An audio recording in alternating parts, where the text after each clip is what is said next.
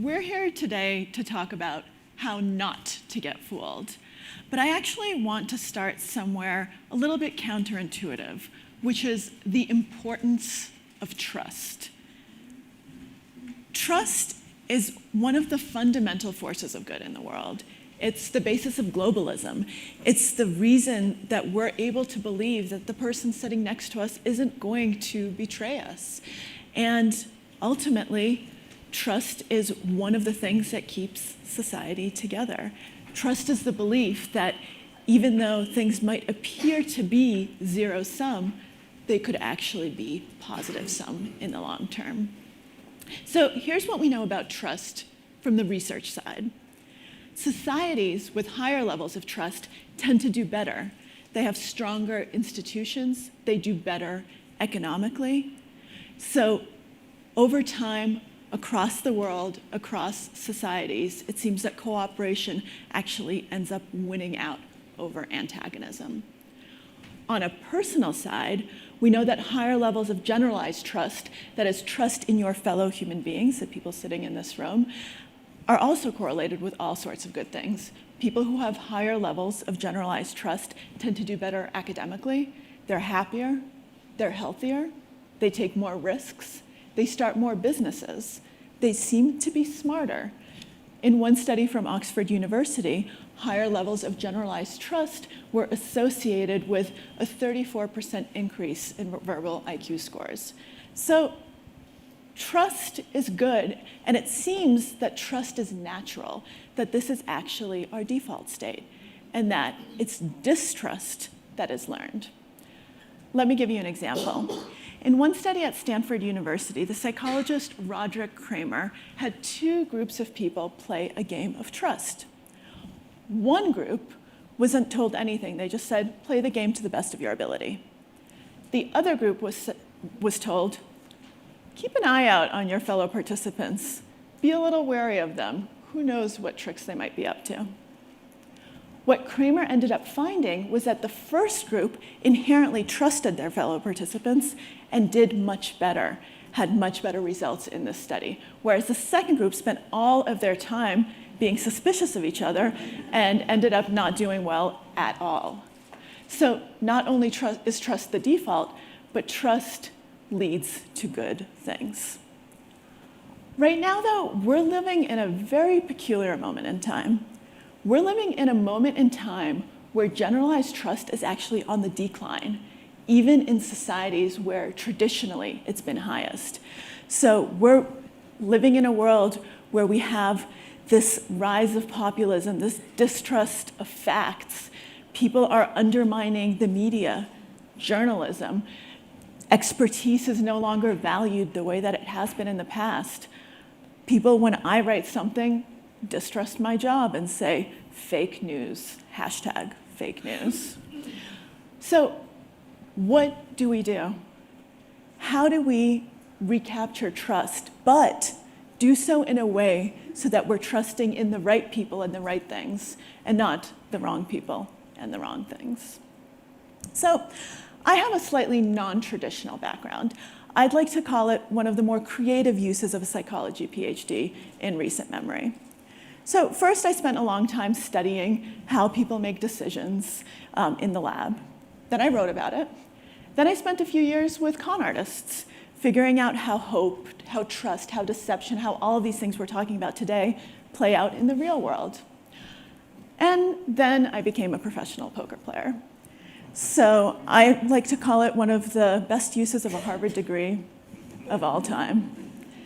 And it's actually arguably in that transition to the world of games that I've learned more about strategic decision-making, about the nature of trust and distrust than I have in years of research in a psychology lab. Poker is a really interesting game. If you trust too much, you are going to go broke so quickly, it's not even funny. People try to bluff you all the time. They try to bully you. At the poker table, everyone is always telling you stories about how strong they are, what an advantage they have over you. And guess what happens if you believe them every single time? You end up folding your best hand, and you end up losing. You can't sit around waiting for pocket aces, because if you do that, you'll be broke long before they come your way. And then when they do come your way, you're not going to be able to play them correctly.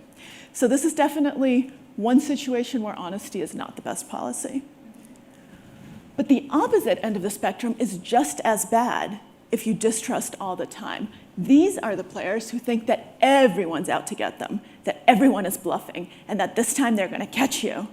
And so they keep on calling and calling and calling when they should be folding, and they end up just as broke as their overly trusting counterparts. The key to success is balance. It's being willing to observe and to adjust and to change your strategy according to who you're playing and how they're playing against you. John von Neumann, one of the greatest minds of the 20th century, the inventor of the computer, one of the consultants on the hydrogen bomb, you name it, he was there. He was an avid poker player. In fact, he's the reason I got into poker to begin with. Game theory was born out of his notion, his basically belief that if you could solve poker, you would solve the world. You would solve the most complex human strategic decision-making that exists. Here's what he has to say about that. Real life consists of bluffing, of little tactics of deception, of figuring out what that man thinks I mean to do. And that is what games are about in my theory.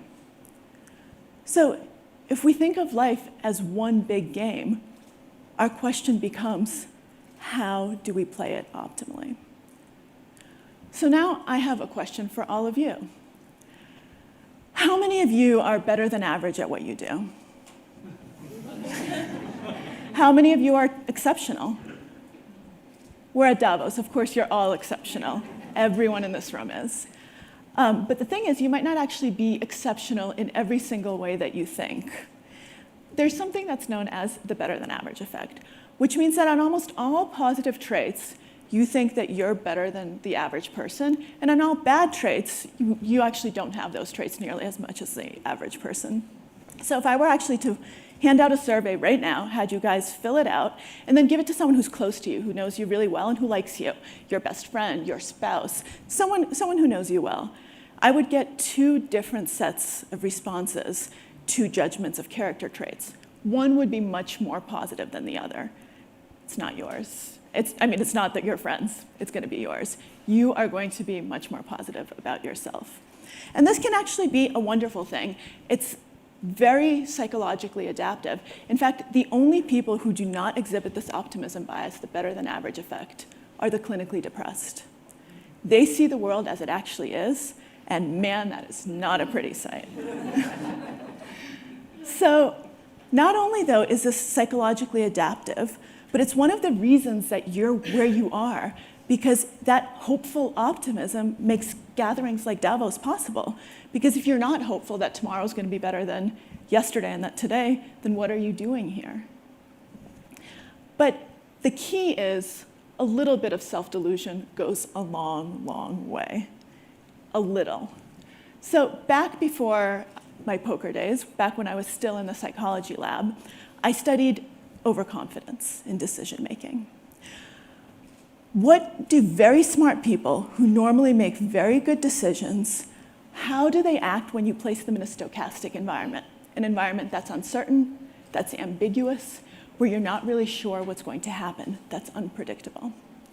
I had people play a stock market game where they picked different bonds and stocks and were rewarded depending on how their choices performed over time. And here's what I found.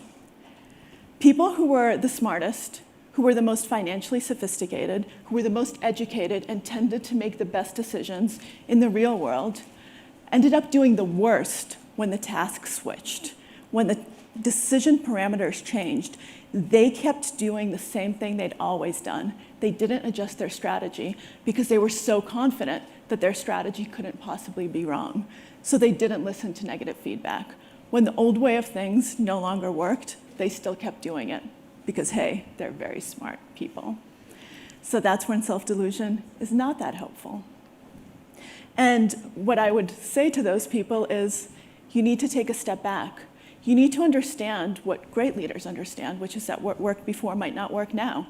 What worked in a world where generalized trust was high might not work in a world where generalized trust has eroded. And if leaders don't understand that, then there are leaders who will. And these are the populist leaders. These are the leaders who use the tools of con artists in order to create the reality that we want to believe in. Because contrary to what you might think, the con is not about greed. It's not about deception as such. It's about confidence or trust. And the con artist thrives where trust and self-deception meet in that intersection. So one of the things that the con artist loves to do is feed on hope, feed on trust, feed on our optimistic belief that we can be in the best version of ourselves, that we're living in the best of possible worlds. So something that they love to use is a technique called the foot in the door effect. And the foot in the door effect is actually something that's based on very positive things. It's the fact that we like to see ourselves as good people. So one of my favorite examples of the foot in the door took place in the early 1900s, where ads began appearing all over newspapers all over the United States. There was a young Nigerian prince whose name was Bill Morrison, and he was very lonely. He didn't have any friends. He lived in splendid isolation because he was a prince. Princes don't have friends. And all he wanted was an American pen pal. And this ad was so sweet, so just delightful, that the newspapers ran it for free. Newspapers have never been high-profit businesses. This is the golden age of yellow journalism, and here they are running this ad. And the letters flooded in. Bill Morrison had more pen pals than he knew what to do with. And you know what? He answered every single one. He was the best pen pal anyone could hope for.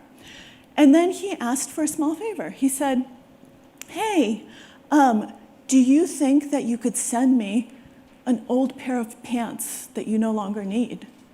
Oh, and $4. And in return, I'm going to send you jewels because I have no use for such baubles. Well, pants and dollars started flooding the mail system, and the jewels, not so much. So then the mail system started investigating for mail fraud. And they did find that something was not as it appeared. So Bill Morrison was not Nigerian. He was not a prince. He was 14 years old, and he was an American boy. He couldn't be prosecuted because of his age, but he understood exactly how the foot in the door works. People want to be do-gooders. They want to help this poor lost prince. And so that's exactly what they do. This is a con artist technique, but it's something that we might do well to understand and to use in our everyday life. And before you say, oh, but I'm not a con artist, why would I do that? Remember what one of the greatest scholars of the con, David Moore, wrote back in 1940.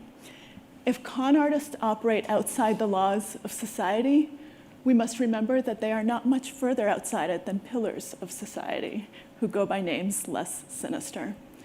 For every Bill Morrison, you've got an Elizabeth Holmes right around the corner. So poker is, in some sense, the most zero-sum game that you can imagine. I win, you lose. You win, I lose. Simple, right? But if you actually look at it strategically, it becomes clear that poker, you can't look at it that way. It's a repeated interaction. It's an ecosystem. And over the long term, it's not about any given hand or even any given game. It's about the health of the ecosystem. It's about keeping players happy and keeping them coming back. Otherwise, you're not going to have anyone to play with. So when I play poker, I don't subscribe to the whole hoodie, dark sunglasses, glaring at you, I hate you mentality. Instead, I like to talk to people, engage with them, be interested in them. Not only does that make the 12 hours or so I spend a day at the poker table much more pleasant, but there's a pretty good strategic consideration, which is that I've taken the time to be nice. And poker is a game of small edges, of decisions in each hand where you can play the hand in any number of ways, some much more aggressive than others. And if someone decides a few percent less often to take an aggressive line against me or to target my opponent instead, then I win. Even if it's not everyone, even if it's not all the time, that small percentage advantage makes me more money because they're not actually being as aggressive against me because they think I'm a nice person. And everyone has a better time, I make more money, we're all happy, and a zero-sum game becomes a positive-sum game. As one of the stalwarts of poker back when Texas Hold'em was really played in Texas, Amarillo Slim put it, you can shear a sheep 100 times, but you can only skin him once. I know that sounds very harsh, but understanding that insight strategically doesn't necessarily make you a horrible person right away. And you can understand that con artists will use these types of techniques against you, and they will do it very frequently. So ultimately, they're not taking advantage of our greed, they're taking advantage of our hope and our trust and our humanity. So how do we square that circle? How do we create trust but keep ourselves safe, trust in the right people and the right things? So I say your first rule is actually the journalist's best friend. Trust but verify. So I'm not saying that you need to start digging into everything you come across. So when you come to a party tonight, it's perfectly fine if you say, oh, that's really impressive, it's really nice to meet you, rather than taking out your cell phone and saying, can you hold on a second, how do you spell your name again? Let me Google that. Although you can try that and let me know how it goes, we'll see. But the truth is, you need to figure out when to dig deep, when to ask questions. You've all heard the saying, if something seems too good to be true, it is, right? And you all believe that. The problem is nothing's too good for you. It's too good for that guy. That guy doesn't deserve it, but I'm the best. I'm better than average, and so when good things happen to me, I deserve them. We're not objective about ourselves. We're not objective about our own decisions. And instead, we just say, oh, this is wonderful. This is exactly how the world should be. Everything is fine. We only ask questions when things are going poorly. So what I recommend we do is something called the Bob next door test. If this were to happen to Bob next door, what would you tell him? Would you tell him that there are red flags? What would you advise him to do? And if you told Bob next door that this might not be a great idea, maybe it's not a great idea for you either. Of course, this is much easier said than done because Bob next door is not nearly as great as you are. In poker, I see this all the time. People become total geniuses when they're analyzing how someone else should have played a hand after the fact. Say, oh, how could he have done that? He should have done that. And with hindsight bias, which is using the current outcome to evaluate past decisions, they say, oh, well, this is clearly how you should have played it. But when it comes to yourself, all of a sudden, you're much more nuanced. You have all these excuses. Well, this affected me, that. You didn't think of that. I made the right decision. I just got unlucky. Poor me. If you want to be a good poker player, if you want to be a good strategic decision maker, poor you has to go out the window. Poor you cannot be in your vocabulary because there's only room for an objective analysis of your decision-making process and not poor you. The second thing that I would recommend is something very simple, self-knowledge. How many of you have actually taken the time to sit down with yourself and ask, what do I believe? Why do I believe it? What do I want to believe? Who do I trust? What makes me tick? We are not very good at asking ourselves those questions, but you know who is? Con artists. They ask those questions about us so that they know what our buttons are, they know what our beliefs are, they know exactly how to sell what they want to sell to us. And so it never hurts to take a moment, take an hour, or take a day, and actually practice that sort of mindful technique. In poker, it can be the difference between winning and losing, figuring out what your triggers are, what tilts you, what makes you emotional, how do you respond to different things. When you know yourself, you make much better decisions. The greatest game theorist of all time, Sun Tzu, said, know your enemy and know yourself, and you not need fear the result of 1,000 battles. So take that time and actually get to know what you hope, what you want to hope in, what you want to believe. And I think you'll be surprised to see that the trust that you thought you lost is being reborn in a sense. Ricky Jay, the great magician and also a student of the con, once gave an interview to the New York Times where he said that he wouldn't actually want to be the type of person who couldn't be conned. I would not want to live in a world where we can't be conned, he said, because that would be a world where we couldn't trust in anyone or anything. And that doesn't really seem like a world worth living in. So let's bond together and try to build one that is. Thank you. Please like, comment, and subscribe for more videos alike.